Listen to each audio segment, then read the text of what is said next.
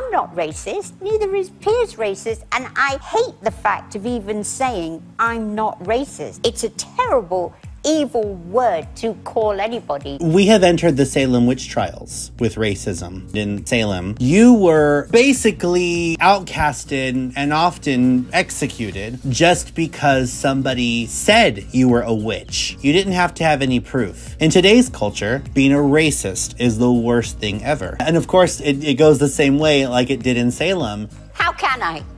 Well, what? We'll be right back. What? We have more topics, so don't go away. And I think we should stop this Yep, you go, girl. If somebody walks up to me and says, Gilbert, you're drinking out of a white porcelain cup or mug, I'd be like, yeah? I'm offended. Unconsciously, you're drawn to things that are white, and that's racist. And because you did that, I'm deeply offended. Do you know what I would say to that person? Well, gee, I'm so sorry that you're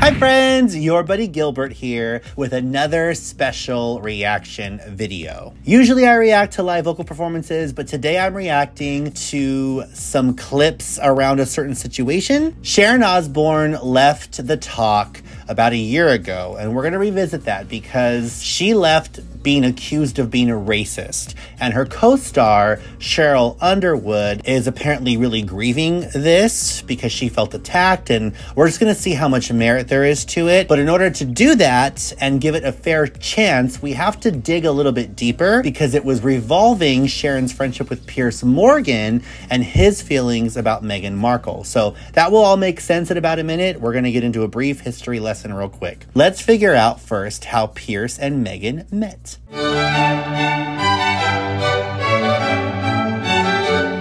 Piers, we're sitting at this beautiful table. I'm going to call this episode Between Two Flames. You see how that works? Why this table? What's happening here? It's the best table in the pub. Yes, it is. Yeah. A little bit of a story behind it. Well, it's quite a fun story, actually, because the genesis of my relationship with Meghan Markle was I started following a bunch of stars from Suits on Twitter. Look at how she was one of them because I he loved brightens Suits. up when he talks about her. And I followed about 4 of them. And the moment I followed Meghan Markle, I get a direct message from her saying, "Oh my God, I'm such a big fan," you know, blah, blah, blah. And I was like, "Oh, okay, very nice."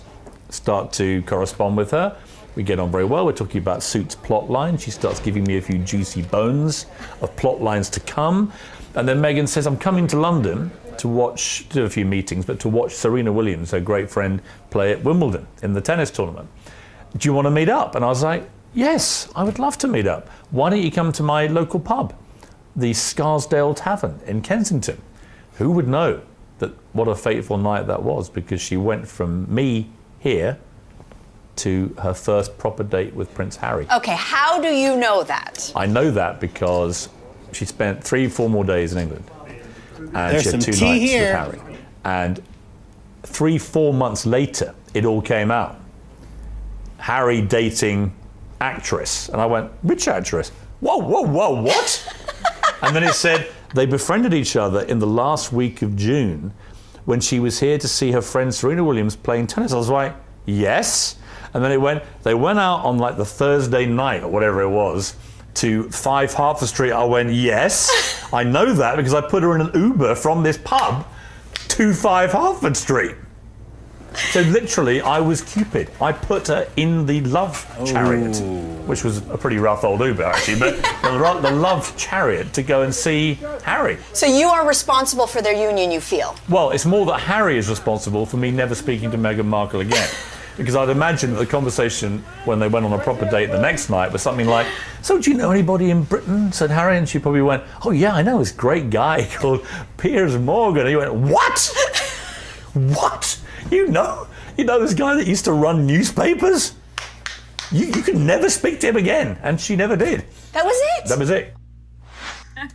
Okay, I don't even know that I need to do this video. I think it's all right there. Am I the only one? I mean, I'm an empath, but you have to be pretty dense to not see that he really liked her, had a big old crush on her, and obviously has some kind of feelings about the fact that she ended up with Harry on that same night.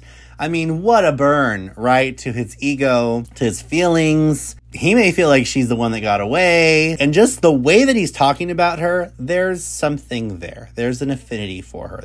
He's infatuated, right? He's got a crush. This is very important because of where we're going to go in this whole story, okay? So just remember what we just watched. Now we're going to move on to Meghan Markle and Prince Harry talking to Oprah about their lives, their relationship, especially amongst the royal family.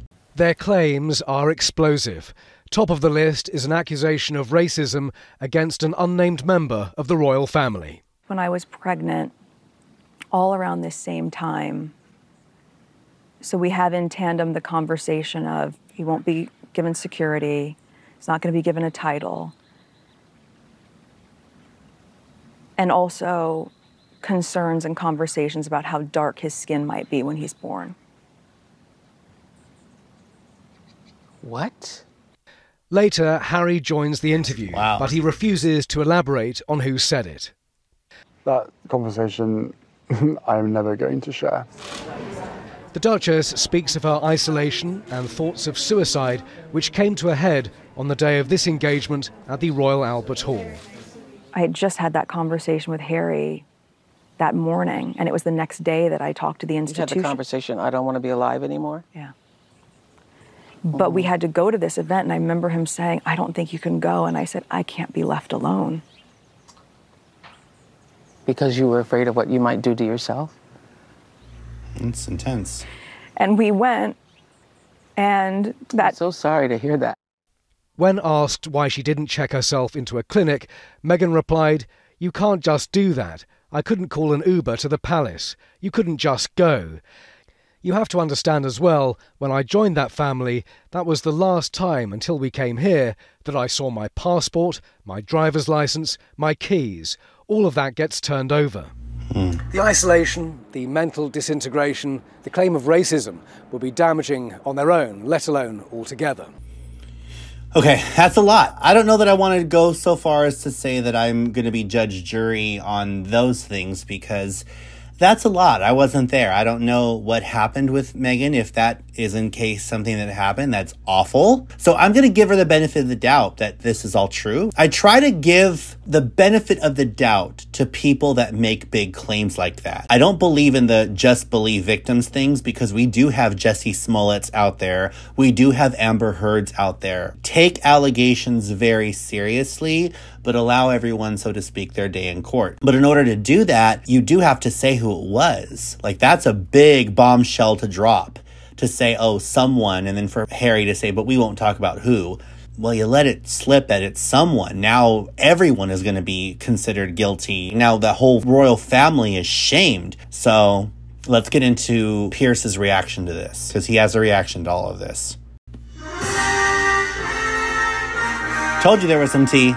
I'm angry to the point of boiling over today. You can And come to moved you by can what they defend heard. it in a minute. I'm just going to say what I'm going to say. This is a 2-hour trash-a-thon of everything the Queen has worked so hard for. They basically make out the entire royal family a bunch of white supremacists. They didn't name which one it was. So it could be any member of the royal family. And Harry says, I'll never say who it was. You better say it fast. But you're prepared to let that bombshell just lie completely unanswered, so that we now have to think it could be any one of the royal family. It's apparently racist about the skin colour of your child. I just don't think that's acceptable. But Meghan has, within this interview, said it got so bad that she was suicidal. And I think a lot of people will feel extremely concerned about that. So OK, again, let's have the names. Who did you go to? What did they say to you? I'm sorry, I don't believe a word she says, Meghan Markle. Okay, so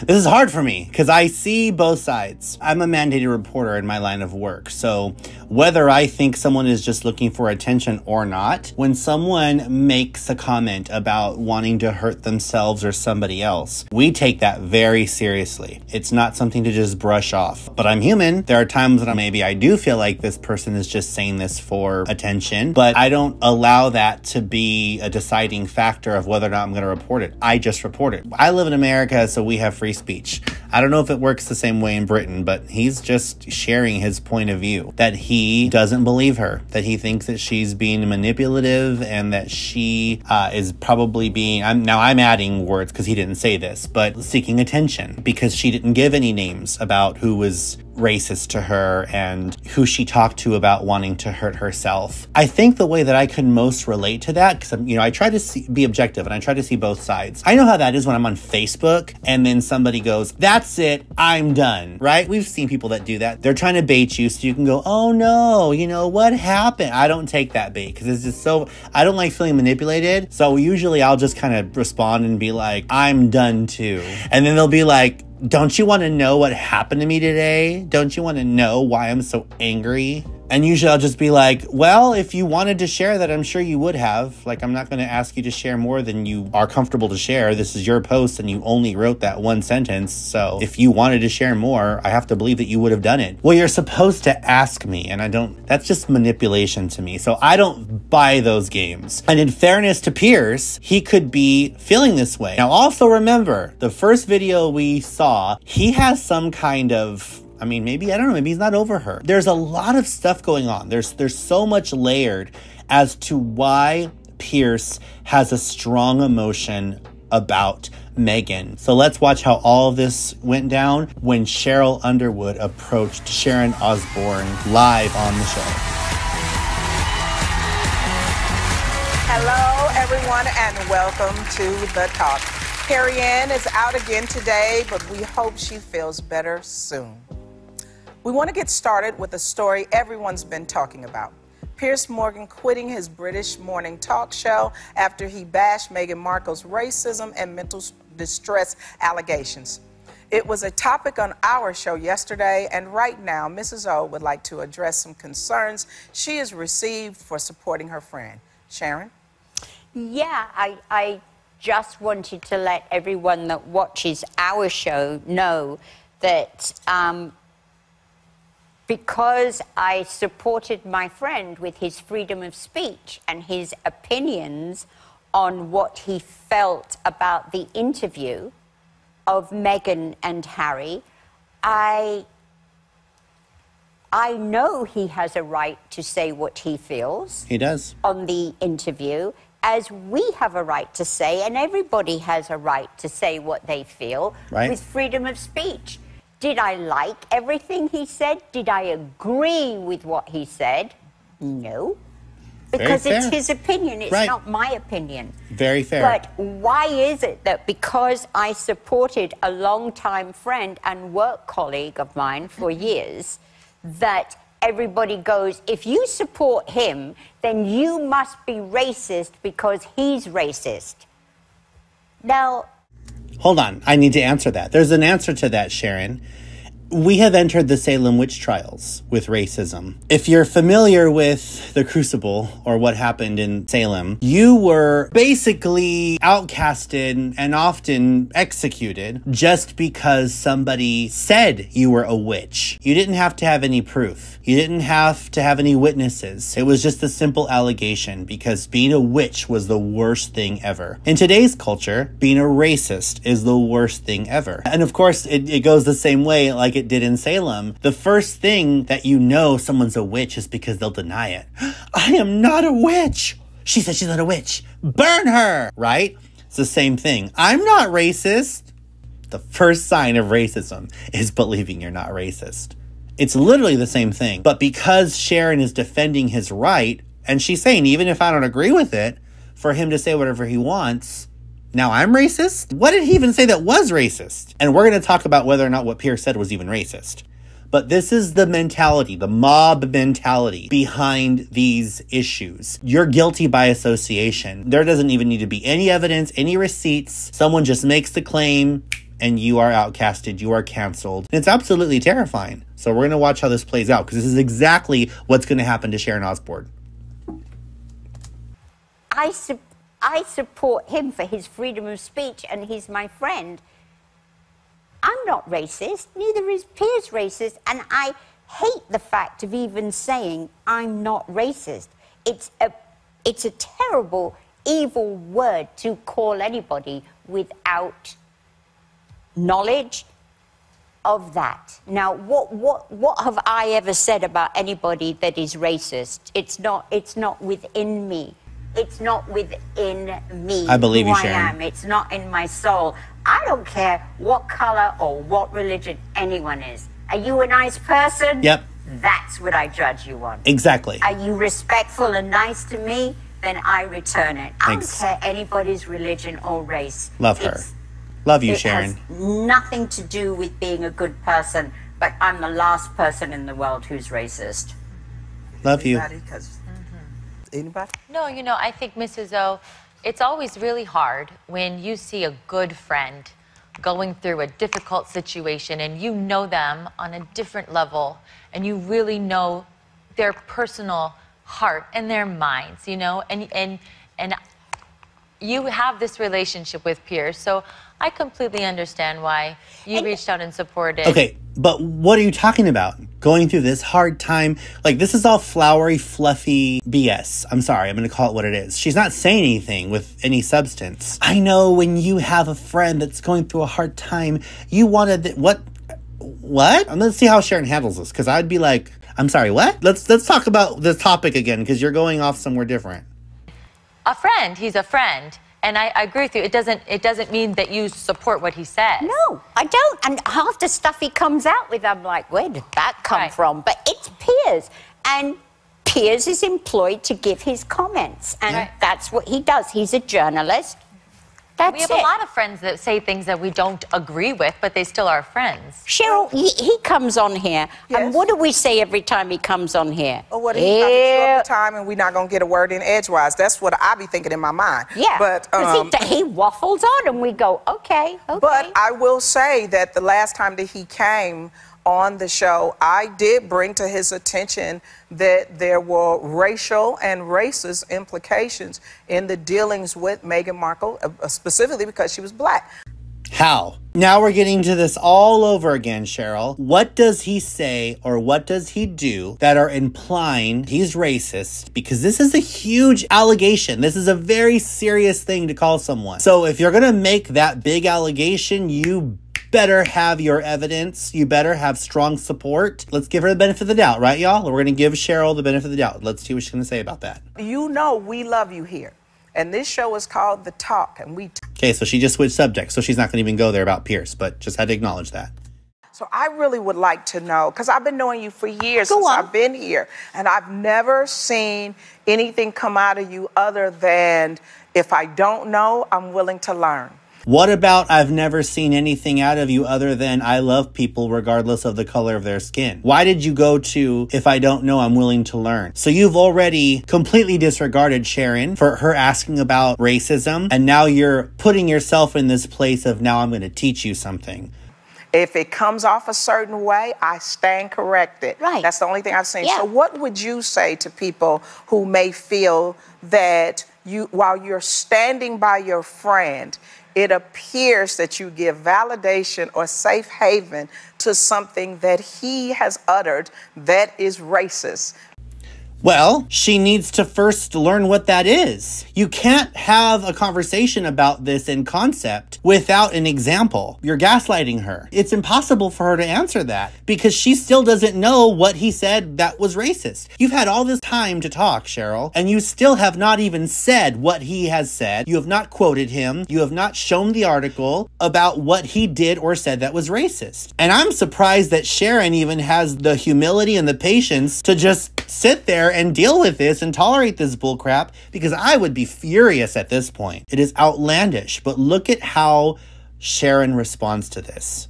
She just keeps getting classier and classier. Even if you don't agree, am I saying it right? Okay, I don't know what he's uttered that's racist. I'm not trying to slide out of this one. Right. I don't know. Tell me, what has he uttered that's racist? Okay, right there. Sharon is doing everything right. She's being super humble. Essentially, what I'm feeling her saying is, I don't understand where these people are coming from. I'm asking direct questions and I'm not getting direct answers. I want to believe that these people are sane and my friends and that they love me, but this is getting overwhelming because I'm majorly confused that no one is giving examples, but they seem very convinced about the concept of what they're trying to tell me. So she did what any humble person does in that situation, that genuinely wants to learn. She says, tell me, educate me. Here is my open door. Here's my open heart, my open mind. I'm giving you the floor. Tell me what is being said that is racist so that I can respond. This whole conversation can be over in 30 seconds if Cheryl chooses to tell her this. But watch how Cheryl instead responds. If he talks about, he doesn't want to understand that how Megan was treated was racism, and then says, and I'm just going off the top of my head, so forgive me, audience. Go on. If he says, I don't see it as being racist, or what she's going, I don't believe what she's going through, or it's that white entitlement privilege that makes it racist upon itself. So, whoa. So first of all, Cheryl completely rearranges what he says, because it's not what he said at all. Then adds a new motive, and then adds Megan's skin color to the issue inappropriately, and his as well, because he's white. That's him being white and entitled. I feel like what Cheryl just said is quite literally the definition of racism. How ironic that in the very instance when Sharon says, what did Pierce say that was racist? Cheryl makes up something totally different that he never said and then exposes her own racism. You just can't make this stuff up. And if you're saying, I stand with you, how do you address people who say, then you are standing with racism? Not saying that you are. I'm saying for people that may be feeling that, because the Sharon that I know, the Sharon that I've been talking to and learning systemic racism, that's learning about the deeper, the more covert than overt racism. Mm-hmm. No. Covert, right? So under the surface, microaggressions. That's subjective. I can say that people who look at me weird, look at me funny, because maybe I've got a booger on my nose, are homophobic. They're looking at me because I'm brown, or my weight. No, I might just have a booger on my nose. Covert microaggressions. I'm not saying that they're not real. I'm sure there are people that have looked at me and thought, oh, he's too heavy, or he's brown, so he's probably a criminal, or he's gay, so he probably is this, disgusting sinner, or whatever people think. To be honest, I don't care. They can think whatever they want. It's when they act on it, when they do something oppressive to me, or even call me those slurs, or deny me a job or whatever. Okay, that's when it gets into that zone for me. What people think about me is none of my business. And it's not a microaggression unless it is an aggression. You're really heavy and that's gross. Or you're brown and I don't like that. Or you're gay and I think that that's ridiculous. To me, that's a microaggression. But that's the only way they can be held accountable for it. This whole idea of trying to read people's minds and feeling overly confident in your interpretation that you can, that's what she's trying to feed to Sharon. And it's confusing Sharon, rightfully so, because it's all mumble jumbo. Cheryl's point of view is why we are in the world that we're in today, why everyone's offended, and it's why racism is not going away anytime soon, because perspectives like Cheryl literally feed it and force it in places where it maybe already is going away. It is tragic. It is heartbreaking, and that's why I can't be quiet about it anymore, because I would love racism to end, but racism can't end as long as people still think about things and talk about things the way that Cheryl is.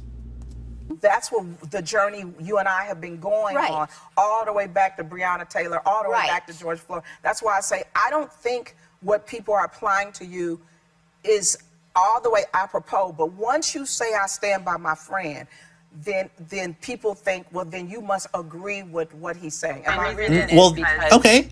Well, that's fine. Let them think that, Cheryl. You should know that that means they're ignorant. So why are you saying that ignorant people are going to think this as though that's my problem? Sharon is not responsible for ignorant people that cannot hear what she's actually saying and insist on interpreting it to be something different. That's not Sharon's fault. It's not her problem and it's not her responsibility. And shame on you for trying to assign that to her.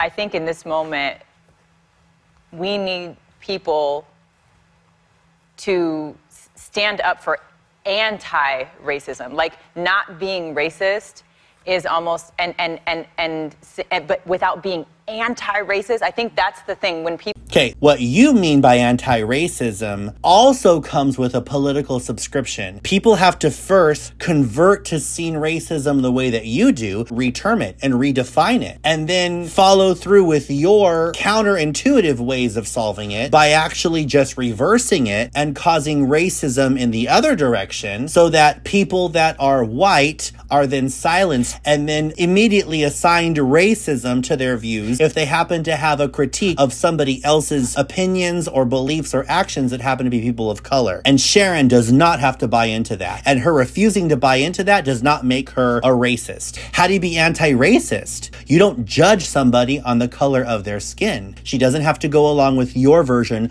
of what an anti-racist is. People feel that he's racist. People have receipts.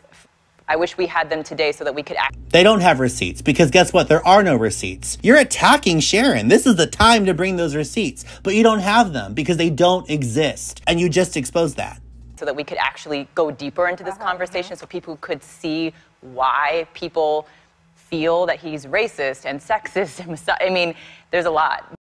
This is what really bothers me. If you ever talk to somebody that has these views very strongly, they will always tell you, I don't have the energy to get into all of that right now. Oh my gosh, the systemic racism. And what they really mean, I'll interpret this because I know exactly what that means. What that means is I don't have the time to get creative enough to dress up my language and sound very eloquent and articulate and pull things out of thin air, anecdotal instances to filter into a line of thought to brainwash you with right now. I would need more time to be able to put that together. And there are people that do. They write books about it. They've got YouTube videos out here. There's a whole bunch of brainwashing to make somebody woke these days. And that's what that person means. I don't have all the time to do that. It's exhausting because you literally have to go out of reality. You really have to start operating in systems of delusion. And that's very energetically taxing. So I don't blame her for not wanting to get into it right now. But we don't have those receipts here, but I think the bigger point is anti-racism is what is being called for, not just not being racist. So when we kind of give passes or give space to people who are saying damaging, harmful things, what we're kind of doing is permissing it. And I think that's what people are reacting to. And listen, I don't have a dog in this fight here. Yes, you do. Okay, I have said that every newspaper article in England that came out where it said she was from Compton to the Palace and this, that, and the other. It's despicable. It is hatefulness. It's evil. But I'm sorry if I say that, listen, he's my friend. He's entitled to his opinion. And if he thinks Meghan is whatever he says about her, I don't agree with what he says, but I agree with his right to say what he feels. And I don't think... And may I add, Sharon, everything that he has criticized her about is completely about her way of going about things or ways that she didn't go about things, her credibility. There's nothing that was ever about the color of her skin. I mean, the guy's, I think, in love with her, possibly. He wants her. He fancies her. He doesn't think any differently of her because of the color of her skin. Let me take that back. If he does, he has not shown any evidence of that. He is very verbal about what he doesn't like about her and why he doesn't like it. So this whole idea that he is racist is completely debunkable. Easily debunkable. It's outrageous. It's absolutely infuriating because this really takes the limelight off of actual racists that are alive and well out there in the world. It's like the boy that cried wolf. This guy's racist. This guy's racist. Racist. People come, where? Where's the racism? Let's get him. Well, we don't have receipts because, you know, but he's white and the person he's critiquing is a person of color. Isn't that enough? No. Come on, you guys. right? That's not racist. A person with white skin can critique a person with brown or black skin without it being racist. They can just have a problem with who they are as a person or what they specifically did or said. I haven't heard. Listen, I don't... He's not my husband. I don't know everything he does, you know? He's a work colleague who became my friend. And I don't know everything he's ever said about Meghan, but I personally have never heard him say anything about her. Well, her color or her race. It doesn't, I mean, there's something called unconscious bias, right? I don't think that everybody who is actually racist knows they're racist. I don't think that everyone who does things from a place of unconscious bias, that's called unconscious bias for a reason. Yes. You're not aware of it. You're not aware of it. It's unconscious. So now we can hold people accountable for thoughts that aren't just in their head, which is nobody's business, but thoughts that aren't even in their head, somewhere or in their head, but way in the background that they're not even aware of. This is so... I may need to go to a spa after this because I desperately want to believe that these people mean well. I desperately want to believe that these people have good intentions, but their arguments get further and further and further away from reality. Let's just keep going. So when somebody else is saying to you, hey, the things that you're saying are racist, they're harmful, they hurt me, I think that there is, especially now, I hope that folks can take a beat and stop and listen and really reflect on why they're saying that. No. If somebody walks up to me and says, Gilbert, you're drinking out of a white porcelain cup or mug, big, yeah? I'm offended because you picked that in the store and it's white. Unconsciously, you're drawn to things that are white and that's racist. And because you did that, I'm deeply offended. Do you know what I would say to that person? Well, gee, I'm so sorry that you're offended. And I genuinely am sorry because it's a very problematic, victim-minded way to live. There's no freedom in seeing things like that. It is a mug. It is meant to hold delicious liquids. And I did not buy it for any reason other than it was probably on sale or I liked it. I have like a cream shaggy rug or whatever. Okay, this could match with it. So I have no problem telling that person, that's your problem. Your perspective of seeing something that way is not my responsibility to own. If I like Piers and he's seen as racist, then I'm racist. Is that what you're saying? That is what they're saying, yep. But I think... No, that is what they're saying. Good job, Sharon. You called it out. But look how they're going to backpedal. Again, this is uncomfortable because no one wants to challenge a friend, especially on national television. And, no, you did this on purpose. And so I think we're almost demonstrating what has played out between you and Piers. It's like no one wants to be the one to say the thing that's going to, offend a friend. But yet you haven't said anything except that which is to excuse her. You haven't given her a reason yet because there's nothing concrete that you've said that is actually racist on Pierce's account and assigned it to her in a way that's valid. You're still just talking about the problem without mentioning what the problem is or how to solve it. Publicly, you want to stand with your friend, but when your friend is also, creating space for or, not shunning, it's almost like a true friend's responsibility is to hold a friend accountable. Okay, but this would all be relevant if he said something racist, but he didn't. If Piers had said that blankety blank, that N-word, that whatever, then I'm sorry, but this entire conversation would be completely different. But that didn't happen. But we're having this conversation as though it did. Oh my goodness. I need to go do cardio and work this out. See how it gets me so heated? It's an uncomfortable thing to do. But it's coming from love. And I think people believe that you're not racist. I don't think you're racist, just to say that super plainly. I don't think you're racist. But I think if people know you're not racist, they would want you to stand up to your friend who has done racist things, who has been sexist in the coverage of Meghan. I think that's where it's coming from. But I'm not here... I don't follow Piers Morgan's career. I don't follow the royal palace. Excuse me, neither do I. As I've said, he's not my husband. He's not my lover. He was never a boyfriend. I have friends in my life. I stick up for my friends. If I ever needed him, he would be there for me. And that's it. I feel even like I'm about to be put in the electric chair because I have a friend who many people think is a racist, so that makes me a racist. And for me, at 68 years of age, to have to turn around and say, I ain't racist. What's it got to do with me? I'm okay? How can I be racist about anybody? How can I be racist about anybody or anything in my life? I just have to say that I commend Sharon. I'm going to lift up my microphone a little bit more here. I commend Sharon. I would have left. Honestly, I think I would have left already. The fact that she stayed this long and put up with this amount of gaslighting when she's literally begging them to tell her what she and what Pierce did specifically, and they can't give her an answer because there is nothing, and she's still trying to be humble enough to sit through this. She deserves all the awards in the world, because I don't have that patience. I don't have that compassion for them. I understand that she saw them as friends, so there's probably a lot of that, but this has gotten really ridiculous. How can I? Well, what? We will be right back. What? We have more topics, so don't go away. And I think we should stop this. Yep, you go, girl.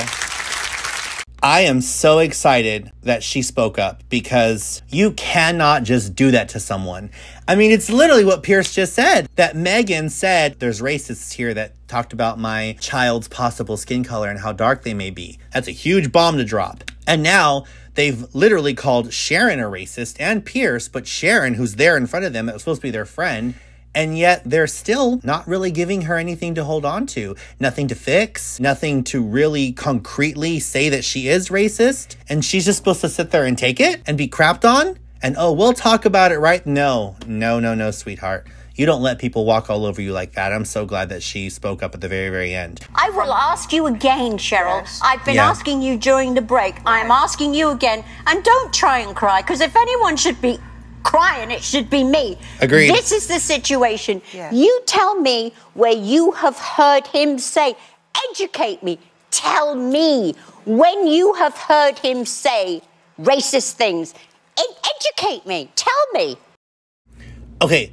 That right there is so important. She did this earlier. People want to say, oh, she doesn't want to have this conversation. She's too prideful. She's too set in her ways. She doesn't want to learn anything. I don't know how dumb you can be and still breathe if that kind of stuff comes out of your mouth. Because this woman is literally saying, educate me. There are going to be some people that say it is not Cheryl's responsibility to educate Sharon. Sweetie, yes it is. Because Cheryl's launching the complaint. If you're going to complain about something and try to criticize somebody and say you're saying something wrong, and they're like, oh, well, what am I saying? And you turn around and say it's not my responsibility to educate you, then you are wasting people's time. You've erased your own credibility because you're complaining about something that you refuse to explain. It's like when somebody walks in and they're like, oh, I'm mad at you. Why? What did I do? Well, if you don't know, then I'm not going to tell you. Like, really? What are you, 4 years old? No, seriously. Like, that's just the epitome of immaturity with no real desire or aim to rectify, to bring a resolution to anything. So in this moment, when Sharon is basically saying, look, you're all coming at me and you have me open, utilizing our friendship, why wouldn't you tell me? Well, here's the answer, Sharon. It's because they have nothing to teach you. This is all a ghost argument. It's a ghost fight. It's gaslighting. I mean, literally the woman said, I wish we had receipts. Well, of course you do, but you don't, because there was no real issue. Pierce is not racist, and there's nothing that he's ever said that was racist. This is why I'm sure aliens are watching us and they're thinking these humans are all sorts of dysfunctional and crazy, because how are they offended about things that don't even exist? It's like arguing for the sake of arguing. I mean, this is so toxic what they're doing to Sharon. I feel so bad for her. It is not the exact words of racism. It's the implication and the reaction to it. To not want to address that because she is a black woman and to try to dismiss it or to make it seem less than what it is. That's what makes it racist. But he did not dismiss her being black. She's not making any sense. There's no logic here. He said that he wishes that she would be more direct about who she's making these allegations about, where someone did talk about her skin color. Wow, that's a big issue. You need to tell us who that is so that we can deal with it. That's what his argument is. It's the opposite of disregarding her skin color. It's taking her comment very seriously and wanting to deal with it, wanting some justice to come out of it, wanting to know who in the royal family said this so that the entire royal family isn't vilified because of this, because racism is a real issue. So Cheryl, he actually advocated for justice about what happened to her when she was targeted for her skin. How are you not seeing that? How are you making up some completely unrelated issue and you're doing it to attack your friend on national television? I mean, I really feel like this is evil. I don't understand it. But right now, I'm talking to a woman who I believe is my friend. And I don't want anybody here to watch this and say that we're attacking you for being racist. And for that, you are. If I articulated I think it's too late. I think that is already sown. But that is why I'm saying for me. I'm saying for me. For me. I thought I was asking a question. But you don't ask questions like that without motive, because you should know the answer to that question. It's a ridiculous question. Or you should ask the ridiculous question to set up your friend to knock it out of the park instead of continuing to interrogate her, because you should know that the question's bogus. So Cheryl, in this moment, you're being passive aggressive. You're trying to say that you were asking a question on behalf of viewers so that you don't have to take accountability for the fact that you do see her that way. It's cowardly. I'm so glad that Sharon is like, oh, please. Like, she sees right through this bullcrap. Because I can't stand when people do that too. Own it. Own your shit. Own your words. Own your beliefs. Own your behaviors and your actions and your choices. Cheryl.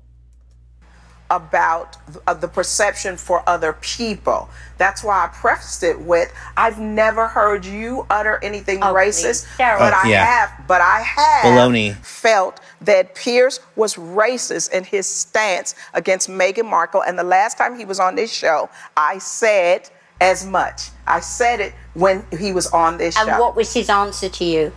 He didn't feel that it was racist. He didn't right, feel it wasn't. that the racial statements that he was making were racist. But I was talking to him. Okay, answer me this one. Okay, do it, Sharon. I don't know. I don't understand. If he doesn't like someone, and I think this is for everybody who is born white, if Piers doesn't like someone and they happen to be black, does that make him a racist? Great question. No. Good. No. Right. So why can't it be he just doesn't like her? Why does it have to be racist? Oh my, okay. I'm filming and there's lights around me right now and stuff, but I could get up and do backflips. That is the perfect question. And she just checkmated them. Do you all see that? That was the checkmate question that needed to be asked, because that summarizes everything. And the beautiful part is she got an answer. They all said no. Right? And that's what this is. He doesn't like her.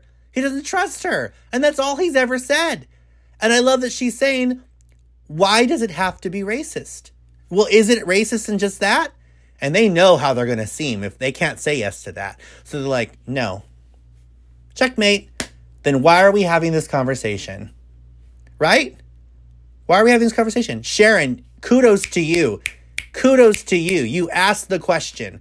I feel like that's the kind of question that you think about later, not when you're in the heat of the moment. Because sometimes when we're arguing with people and people are coming at us crazy, we're like, oh, I should have asked this and that would have ended everything. She had the hot ticket question. She got it right then and there to ask them. Let's see where they go with this, because she just won the chess game.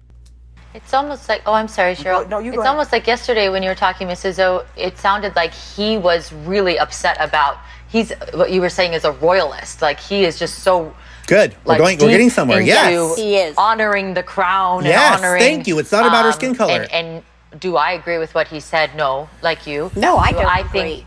He should have walked off set? No. Do I think he should have sat there and listened to his other co-hosts like we're doing right now and having a conversation and learning from each other? I think that's what... That's not what's going on. evolution, corrective evolution is about. Hold on. But that's not what's going on. No one's sitting around and learning from each other. So your narrative of this moment leaves a lot to be desired. That was very misleading, very dishonest. Actually, it was a blatant lie. But she's probably just trying to do damage control. But what I don't like about this is that she diverted from the real question. I mean, it almost seems like she's backing it up. Like she's saying, you're right. This was not about skin color. This was because he's a royalist and he has strong feelings about the royal family. And Meghan Markle threw a bomb in that, and she's refusing to see it through. So she left it chaotic with no resolution. It's not so much about the allegation, it's about the allegation being half. Like, if you're going to say it so we can deal with it. Don't just start a fire and run away. That's exactly what this is. See it through. Say, yeah, I lit the fire. This is who the fire's for. Own your actions. What is it with this cowardly culture? That's where he's coming from. So now what we're going to watch is they all went away for a while and then they came back. This is their first time returning to talk about it because Sharon left. She left the show, and I don't blame her for it. Monday, April 12th. And it's time for an episode of The Talk that will be unlike any other we've had before. We haven't been together at the studio since the week of March 10th, and as you may know, during our break, Sharon decided to leave The Talk. We need to process the events of that day and what happened since so we can get to the healing. Over the next hour... I'm glad you said that, Cheryl. Will you be apologizing? We will honestly discuss what occurred and explore some of our feelings. Will you honestly discuss what occurred? And we'll also show you how anyone can become more comfortable discussing important issues and having difficult conversations. Let's start, Cheryl. Let's start with you. How are you feeling today? I'm nervous, but I'm ready. I'm ready. I feel a safe space. I'm ready. Yeah.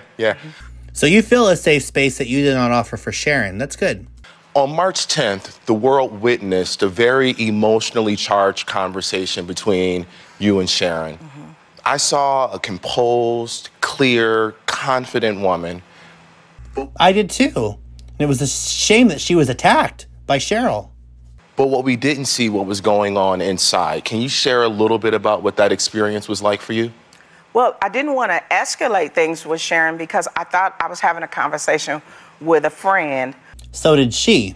And even if you didn't want to, you absolutely did escalate the conversation. But also, I knew I had to be an example for others to follow because I didn't want to be perceived as the angry Black woman. And that really scared me. I didn't want to be that. Did you learn from it? So I'm glad it scared you. Did you learn from it? Because that's the big takeaway that you can have from this. To remain calm and remain focused. And it's difficult to go back to that day because I just feel the trauma. I feel... You caused her a lot of trauma. I'm glad you're receptive to that because you hurt her very deeply. So it's good. Fearful, a little apprehensive. Yeah. It makes sense as so many Black women experience that. And so many Black... Okay, now what does her having to be Black have to do with any... Now you've gone from Meghan Markle to her being Black about this. So anytime a woman starts something, because she initiated this. So when she initiates something and attacks her friend and her friend stands up for herself, then all of a sudden it's the trauma of a Black woman that so many Black women, now it has to do with her skin color? Do you see why this culture will not get over this issue soon? Do you see how ridiculous this has become? Have those experiences. Now, Elaine, as I rewatched it several times in preparation today, I noticed you really jumping in, dropping information about allyship and... Dropping information when she did the opposite of that. She talked about receipts and confessed that there were no receipts. I really wish we had some receipts. She had no information. She had no facts. She had no education on her, let alone to forward it to Sharon in the moment. And it's really, really tragic because it's exactly what Sharon was asking for. So you're going to compliment her on having something that she admitted herself she didn't have. Interesting. Anti-racism and stereotypes, and I think some of that got lost inside of the sound bites. Can you share a little bit more about what that was like for you? Yeah, well, first of all, I just want to acknowledge you, Cheryl, on air for how you handled that situation, and I think it's important for people to really know how much strength and willpower it takes to maintain that kind of composure in that situation. And I think, you know, for me, I was just really entering that conversation with a hope of finding common ground. And I didn't feel that I was heard, which... Really? Okay. When all Sharon did was ask, what am I doing wrong? What did he say that what? You were the one that said you didn't have the receipts. So you were heard. You just had nothing to say. That's not Sharon's fault. Saddened me because part of the reason I joined this show with all these diverse, beautiful, intelligent women is I thought that we had an opportunity here, and I think we do have an opportunity here, to have conversations that help show people how we can bridge these divides in our country and that we can do it with empathy. I hope that Sharon Osbourne didn't watch this episode. How would you ever want to make friends again? How would you ever want to trust people again? Knowing that they did this to you, they jumped you, essentially, and then in your absence, the legacy that you left, they're kicking it and you when you're gone. They're glorifying it so that they can feel empowered by it. It's absolutely nauseating. So if you're watching this, Sharon Osbourne, people of sound mind saw what actually happened, and we don't buy a moment of this garbage, not even a small moment, because we understand that it is the reason that the tension and the racism is still so high today. This is what feeds unconscious bias. This is what feeds actual racism. You're making it about skin color, about something that never was about skin color. It's just this cycle of insanity, and it's spilling out all over the place. It's really heartbreaking to see that our culture just eats it up because it's the perspective to have. It's what makes you cool and compassionate and on the right side of history. It's really tragic. More people need to speak up. I was nervous about talking about this and bringing this to my YouTube channel, but I don't know that I can't now. And if I can speak up and say, hey, this isn't cool, and it's in my community because I'm a minority, I'm brown and I'm gay, then hopefully it'll inspire other people to speak up about this too. If you enjoyed this video, please smash the subscribe button, smash the like button, and drop me a comment. What did you think about the video? I would love to hear your points of view. I look forward to actually connecting to a lot of you. So you have a new friend in me. I love you, God bless you, and I will see you in the next video. Thanks for watching. Mwah. Bye.